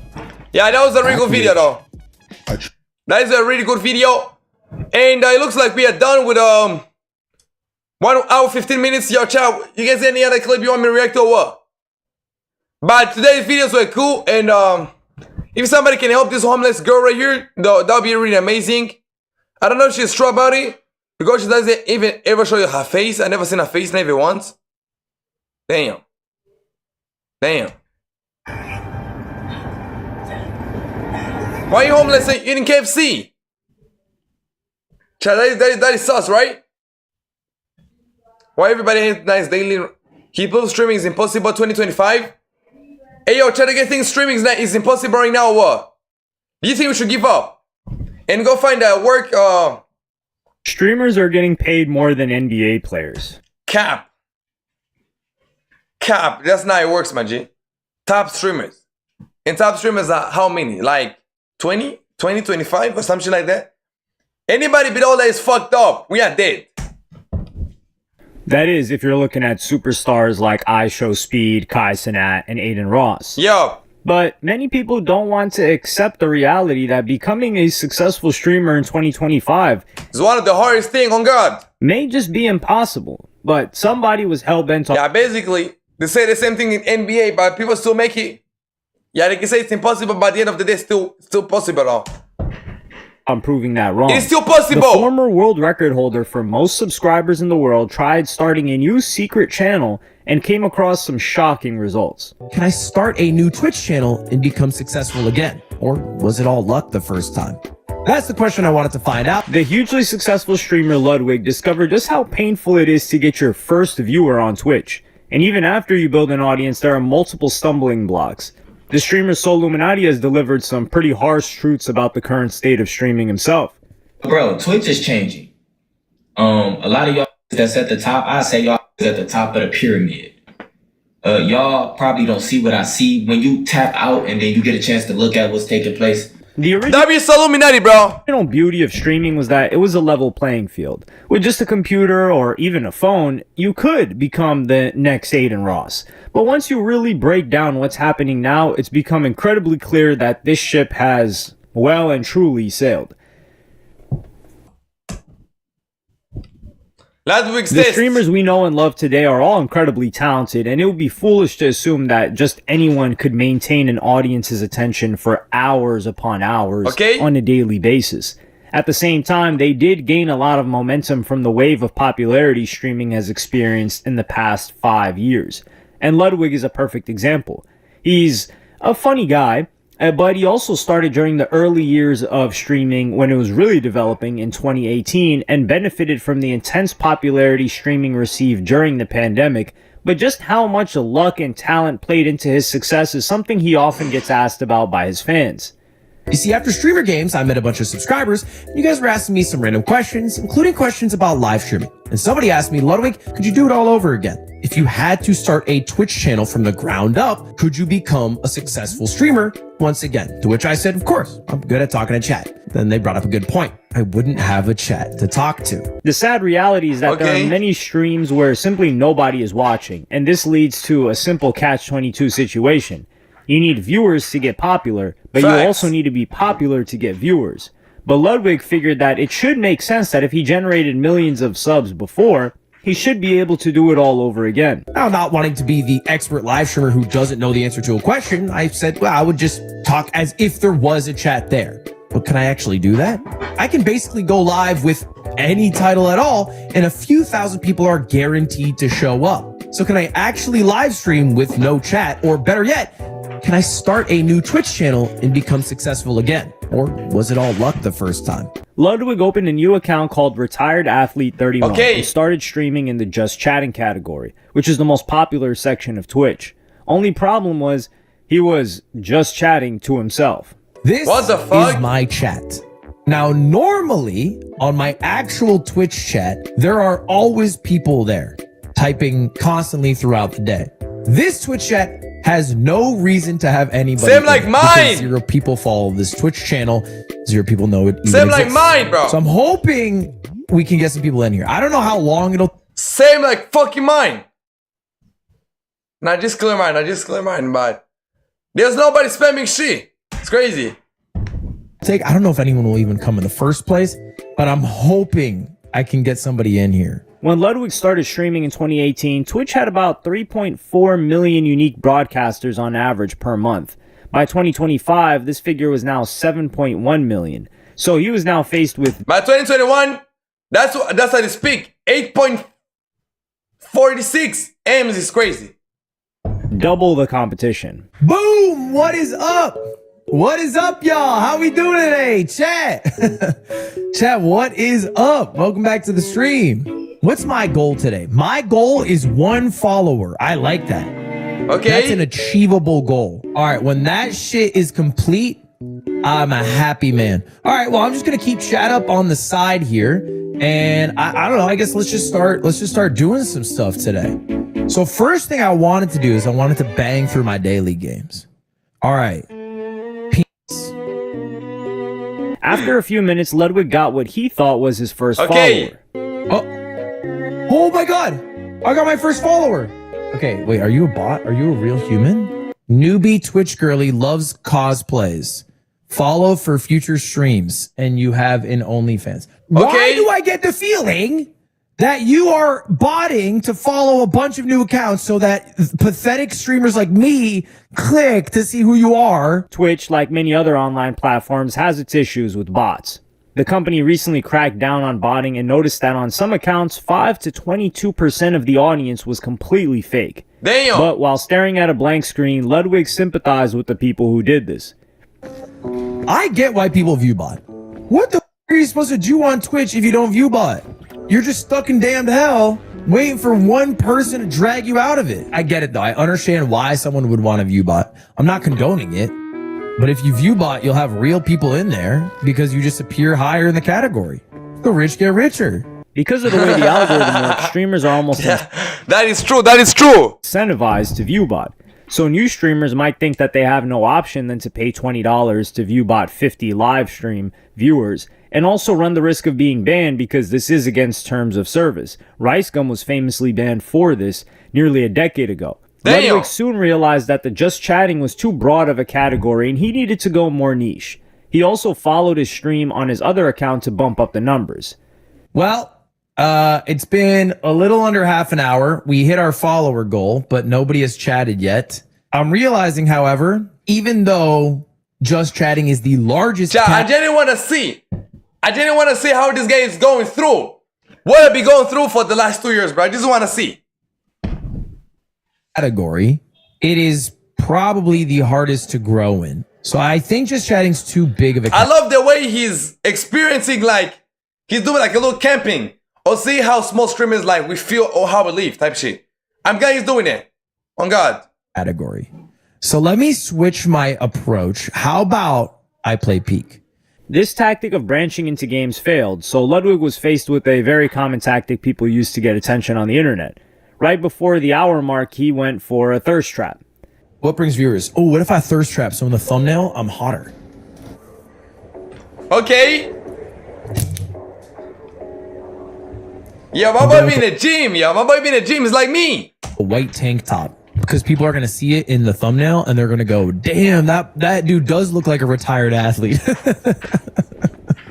Anyway, he's ready to be actually a retired athlete though. He's trolling. He got the body of someone. He's actually retired. Retired. 2.5 hours into the stream and without a single viewer, he decided to eat a hot dog as fast as he could. The goal is to eat it as fast as possible. One man, one hot dog. All right, come on. Lock in.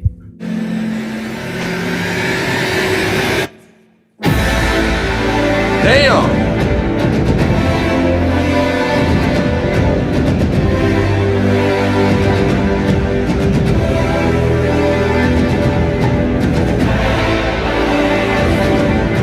Time! Oh my God! That was fast! Why are you doing the lazy shit? The lazy emo. Oh my God. Why are you doing that? Oh my God, Chow, we about to eat fish, man. We about to eat fish. I'm still the food getting ready, bro. For sure. Yo, it's amazing. This again didn't work, so he decided to move to an area of Twitch where one of his fans might recognize him. So I'm going for a Hail Mary. I'm going to the game that I started with in my streaming career. I'm going to play Super Smash Bros. Melee. Honest to God, Okay, it's kind see. of like showing up to a GameStop. Let's My see. chance of getting recognized at a GameStop in the mall is much higher than at a Macy's in the mall. If this doesn't work, we'll switch gears again. The biggest takeaway from this is that streaming on its own is not a way to build an audience. Twitch is notoriously bad for discoverability and is usually used as a base and not somewhere that you can grow. So had Ludwig done this experiment on YouTube, Like, he might that's have me seen though. some different I'm results. telling you, me when I stream, I actually don't stream anymore for growing. I stream like for me like to learn to be comfortable in front of the camera, to be comfortable in front of the stream, to know how I lead things, and it's basically like a warm up. It's like I'm training myself. That's what I'm doing, type shit. But for anyone starting streaming in 2025, this is where Ludwig actually gives some pretty sensible advice. If I were to really do this starting from scratch, my entire stream would have been the hot dog segment. It would have been maybe 30 minutes to 45 minutes total, hour tops. And then I would have made a few shorts of me showing how you can learn to eat a hot dog in less than 15 seconds, your first try. And then post it on TikTok, IG, had something else ready for tomorrow. Again, max an hour. Eventually, Ludwig was forced. Max an hour. How long will I for? Dang, 1 hour, 30 minutes. Shit, we done, man. We done. We're learning from the best, obviously. To trick people into clicking on his stream. I'll put exclamation point giveaway in the title. That way, somebody thinks there's a giveaway going on. Okay. There's no giveaway going on. And this dirty trick The actually only giveaway which is going on is giving away some content, obviously. paid off. Okay, who is this Oscar guy? How do you know what? Oscar, where did you come from? Sorry, wait, don't apologize. How'd you find the stream? I'm just a fan. How'd you find this stream though? I thought you were AI. Oh, Bad Player HS told him. Wait, how did you find the stream, Bad Player HS? I saw giveaway in the title. I was like, yo, a giveaway. My friend who's nice got more views on a picture of his dog than any other art. What you? Nah, that is mental. That is mental. There's no way some of his fans actually found him. That is crazy though.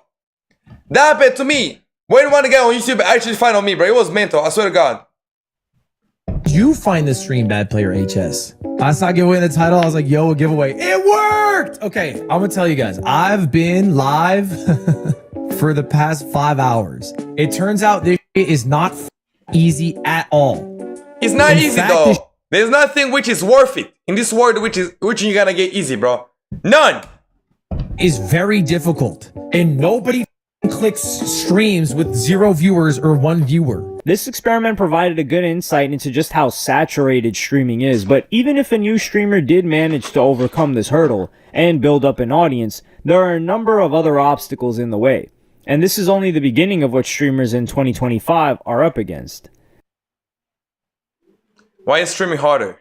Zach Bussey, who is close to 10K subs on Twitch, pointed out that Twitch viewership has basically been on a downward spiral for the past 5 years. This one's overall viewership from Twitch Tracker. It shows the COVID boom in 2020, the 2021 peak, and the steady decline ever since. 2022 dipped below 2021, 2023 was basically flat, and 2024 trended slightly down.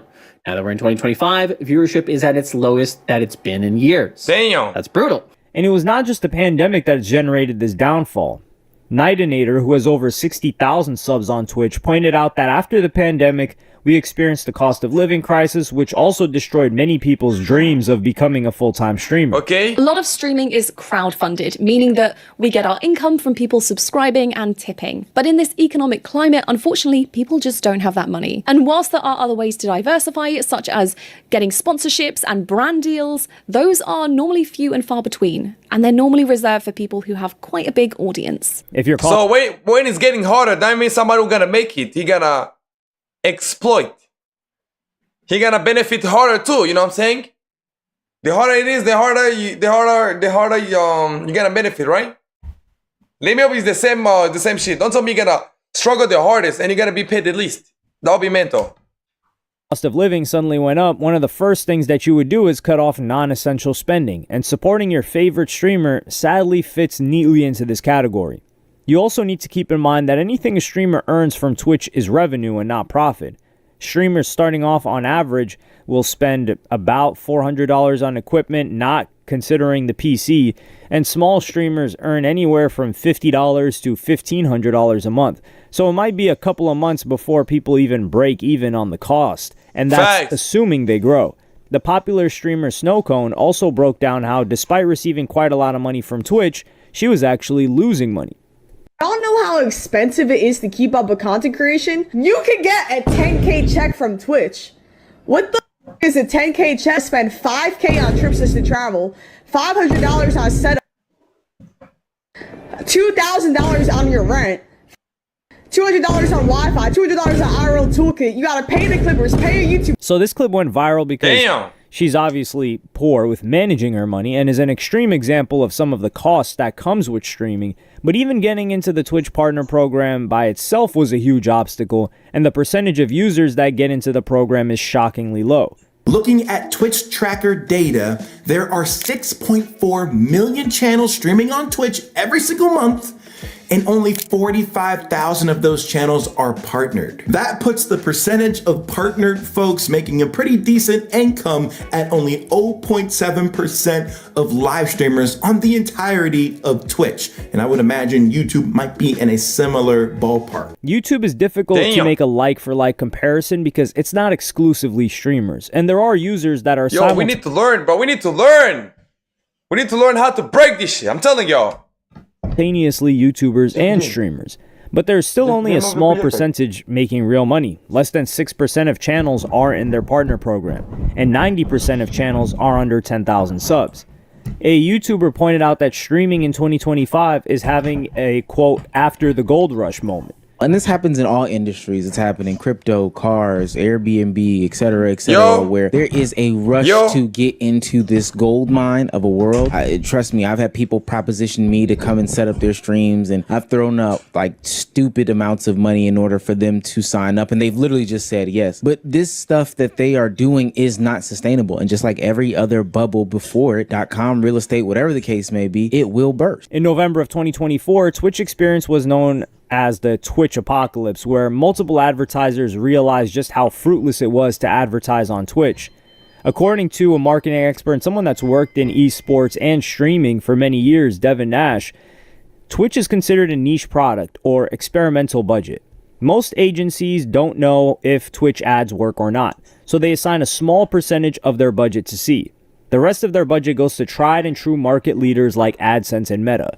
So the first thing to understand is when a niche ad product underperforms and or has controversy, it's the easiest and fastest to cut. So streaming seems to be a more and more difficult place to build a career, but we are increasingly exposed to viral stories like Streamer University and Streamer Prom.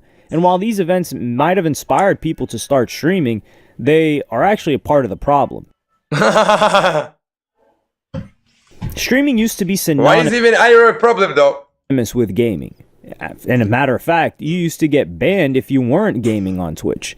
But it's now categorized into IRL streaming, where Do you remember Mixer? I don't know what streaming platform now, bro. When I tell you guys, I haven't been doing this shit. You guys may be, oh, you lying, bro. I don't know Mixer. I don't know any of that shit. I got a Wi-Fi 2022. That's when I start learning about these brand new people. That's when I start learning about this whole shit about it. YouTubers and shit. I didn't know shit before that, bro. Telling y'all. I don't know Mixer. One is out in real. I heard of it. I heard that it was like a ninja platform. Like the way it was to do with Kick, it was like a ninja platform type shit. That's the only thing that I heard of a Mixer, if I remember.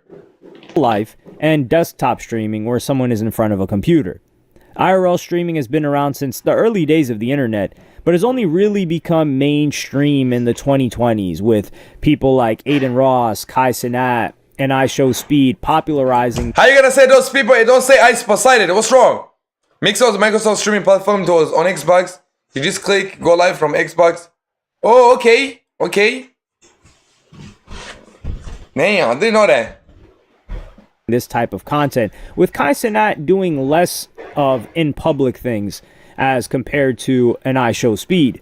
All of these pioneers have changed streaming forever, but not necessarily for the better. In 2024, you had Kai Cenat streaming with Kevin Hart, Aiden Ross meeting Trump, and iShowSpeed continuing to travel. Yeah, I know Aiden Ross regret having Trump on, bro. That was crazy. That was mental. The world. The type of content became more aspirational and more entertaining, but became much more difficult for new streamers to replicate. And this is something that veteran streamers... Nah, you don't have to replicate fuck. You don't have to replicate big streamers. The same way if you're a small rapper, you ain't gotta replicate Drake. You ain't gonna sell out. You ain't gonna do your first show in an arena. You understand? You gotta do maybe your first show in a local pub or in a club, but you're not gonna do your first show in a stadium. You know, you're not Drake. So when you even coming small, when you come in here still small, you ain't gonna do what these big guys they are doing, obviously. Soul Illuminati decided to speak about in August of this year. Bro, Twitch is changing. A lot of y'all that's at the top, I say y'all is at the top of the pyramid. Y'all probably don't see what I see when you tap out and then you get a chance to look at what's taking place. I was one of the ones telling everybody they should start streaming, not necessarily doing IRLs, but just streaming, speaking your voice, just doing what you need to do, you know? I feel like streamers is taking over the world and it's happening. But one of the things I do see, Twitch is starting to become so overstimulating. These new kids that's coming on there are starting to look at a normal streamer in a different point of view that's botted. It's completely different. It's trash. New streamers in 2025 have a much higher weight of expectations than new streamers. They gave Ninja Mion to join the platform. They just told to move to Facebook Gaming. Damn. So the Ninja failed his job? And where's Mixer right now? Does it still work though?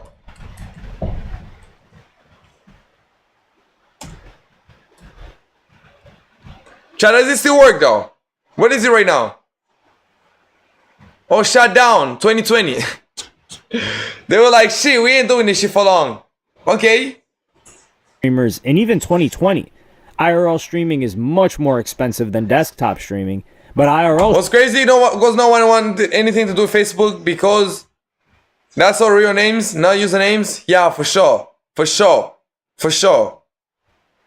The username shit is dope though. You can call yourself a wet raccoon and throw the life out of the people, man. But when you get your own name, people can even track you and know where you stay at, bro. It's crazy. Streamers are getting the most views. Twitch, it's becoming harder and harder for to become streamers because all y'all think y'all need to be doing IRLs. Y'all all trying to be like these niggas at the top. Facts. You got motherfuckers talking about desktop streaming is dying. How is that even possible? It's not even possible. It's just the you watching. And remember, this ain't separate. This ain't got nothing to do with the groups or none of that. You should already know who the I'm talking about. I don't even have to say no names. And to be honest with you, FaZe and AMP and all them, they chilling. They good. These got all the resources, bro. These elites. Y'all know the elites. I'm talking about y'all new. Y'all are getting caught in a wave y'all gonna die in. This shit that y'all seeing is not sustainable. And these heightened expectations are even a problem for Soluminati. Having taken a break from streaming, he discovered that Blackboy Max had rented an entire mansion to do a love show full of other streamers, which placed an overwhelming weight of expectations on him. Bro, shout out to Blackboy Max. Bro, this returned and did a whole show. How the f am I supposed to compete with these? And Blackboy Max's decision to rent a mansion was actually much less extravagant than what some of his peers got up to in 2025. Kai Cenat took over an entire university, and DDG built his own set from scratch for his show Are You My Ball. The simple fact is that streaming is becoming more and more like TV, and as a result is more and more out of reach of the everyday person. And this video from So motivated the streamer and YouTuber Lord Heck to give his thoughts as well. My life, first bro, what's wrong with this nigga's teeth, bro? What the fuck? Child, remember this is the guy still talking about a black pill too. Oh, bro, your looks are everything. Your looks are everything. How can you value your looks and still look like this, my G? Well, in order to... Because these black pill people, let me tell you, bro. These black pill people, they go to the extremes. These niggas do the height lengthening surgeries. These guys do the facial surgeries, bro. It's crazy. Do IRL streaming, the bar is set so high, you damn near gotta be doing the iCarly series. If you guys know what iCarly is, it's basically like a... Yo, Chow, what is iCarly? What did she do? What's up with iCarly? TV web series, but recorded as a show. So all the activities and things that you see that that be happening on stream, they're not just happening randomly. They're set up, they're orchestrated, they're scripted. It's like acting. It's like low budgeting acting. It's like acting at home. Like if you were to watch F1, the movie, instead of going to the movie theater, Twitch is the new movie theater and the new television, right? For the IRL streaming space. So in order for a newcomer to come in and be able to compete when they don't have a budget and don't have as many like crazy moments as the next guy, it's kind of gonna be like, okay, you're boring. He also made the point that because short form content and clipping is so important, streamers are basically fabricating clippable moments instead of streaming in the moment. So short form content is necessary, right?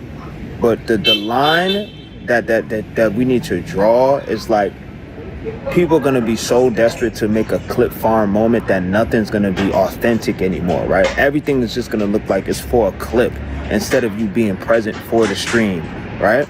And that was the problem that I was running with when I recently started streaming with as well.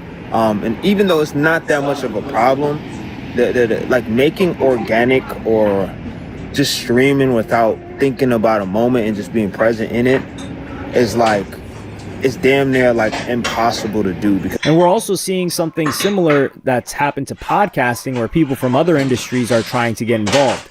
India Loved has moved from being an IG model to a streamer. Lil TJ and Nicki Minaj are just some of the rappers looking to break in.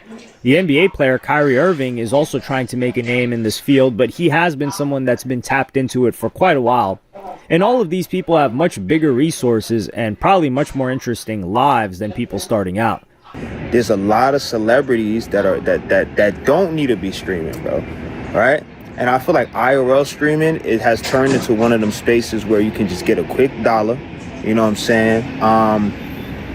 Because you got people like Tyler, which is she's an African artist, TYLA, right? You have people like there's some other rappers that's starting to stream now. I forget their name, but it slips my mind. I think it was Lil TJ. He was trying to stream the other day. I'm just like, bro, like some of y'all, no offense, but it's like, bro, all they have to offer is like behind the scenes of what happens at a music video, like flashy going shopping. Like they're not like, they don't have a streamer personality. You get what I'm saying? So the barrier of becoming a streamer has become so high now that many new streamers might feel like the ladder has been completely pulled up from them.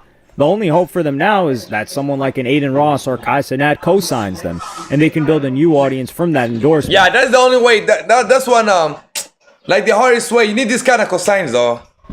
The cosine we do you like better, bro. Like without a cosine, you are fucked. You're generally dead, my G. That's why we need that's why streamer you need all this clavicle people are blowing shit, you know what I'm saying? Because they got these cosines, obviously. Like an Aiden Ross or Kai Cenat co-signs them, and they can build a new audience from that endorsement. But the reality is that you don't need to be making money from streaming for it to be a waste of your time. Nightinator's a streamer that could arguably make more money purely focusing on short-form content and being an influencer, but genuinely loves the communal feeling of streaming. Facts. But for me personally, there is nothing like the magic of creating a space that is alive and ever evolving on the internet. Somewhere that defies distance. It defies so many different things. It is so magical and incredible, and there is nothing else like it. And if someone's a college student or someone that's streaming on the side, being able to speak in front of a group of people is a transferable skill in almost every career path. But above all, streaming is a great way to meet and interact with new people. You'll meet people with common interests, but you'll also come across people that you probably wouldn't be exposed to in your everyday life. And if you recall at the start of the video, Ludwig's first viewer was a guy named Oscar. And Oscar is a streamer who, of course, has the dream of becoming a big streamer, but also just finds the joy in streaming on its own. In general, I'm a competitive gamer. I play a lot of competitive games, and I found that doing it with people watching me is way more fun than doing it by myself. I've been having fun, meeting new people, learning new things. I do reacts, I do just variety content in general. I just love streaming, and I hope to one day be an inspiration and be a very good entertainer. Okay. Yup. Do we 2 hours yet?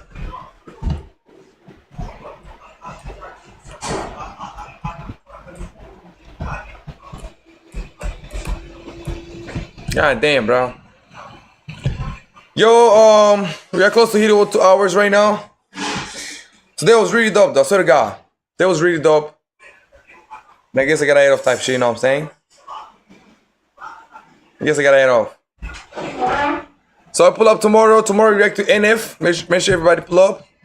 We're putting up. We gotta react to NF. He dropped an EP, and we're gonna pull up with a lot of energy, bro. You guys say I be having a lot of energy sometimes, but for tomorrow it's gonna be something else, though. I'm telling y'all. We're gonna do something crazy, like genuinely, bro. Like, when I say crazy, don't expect me to do these high level, high production, high invested shit now. But I'm gonna be crazy though. Yeah, I'm gonna be crazy. I'm gonna have a lot of energy for sure. I will be yelling, and hopefully may go crazy and upload it on YT, IG, see how it works. OTT, you know what I'm saying? When I say TT, I mean TikTok. For you guys don't know. But that's how we're gonna do it tomorrow though. But I ain't gonna lie, it's been a long time since I went on the apps though. It's been a long time since I was a monkey. So maybe tomorrow when we are done, because I guess I will be unbanned on Twitch by then. By then I think I'll be unbanned. And that'll be dope. That'll be really amazing though. But we are heading off. Appreciate everybody. Pull up. Love you guys. Love you boys. So yeah, it is what it is, man. It's your boys tomorrow, man. Wait, Tyson not live anymore? Shit. She ain't alive, bro. He ain't alive. So have a good day, bro. Yeah, have a good day, my boy. Tomorrow we're putting up though. Tomorrow we're putting up a lot of energy, I'm telling y'all. So right now, let me go have my Sunday. Let me go bless my Sunday, have some fun, chill out, relax, keep the grind working and going, and I pull up tomorrow, man. I'm putting up tomorrow. I'm out. Tell me an outro song though. Tell me an outro song. Tell me an outro song. It's on for the outro. What should I play? What should I play? Oh shit, I think I got a song though. I don't know why my YouTube not working though. I don't know. The kick is working, but YouTube ain't working, bro. Trying to search. Tomorrow we might be back on Twitch though. Why my YT ain't working, bro? You told me I got no connection. What do you mean?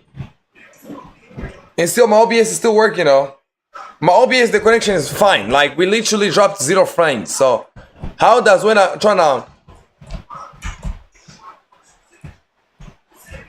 I'm trying to access the white thing and work, you know. I don't know, but my Wi-Fi be doing this dumb shit though. It's not something new for my Wi-Fi. It's always been doing this dumb shit. Always been doing this stupid shit, bro. But at the end of the day, it's fine though. I pay a lot of money and I gotta get what I deserve, right? So shout out to my boy. My name is Tu. Shout out to my boy Spears. Shout out to my boy CFZO for everybody to pull out today. And yeah, that video of Rodwick. If someone like Rodwick can struggle, imagine me, bro. I think we gotta innovate. We're gonna find some brand new ways to make it. And I got an idea. So see you guys another time, bro. We out. YouTube ain't working though. Yo, are we back? YouTube's still working.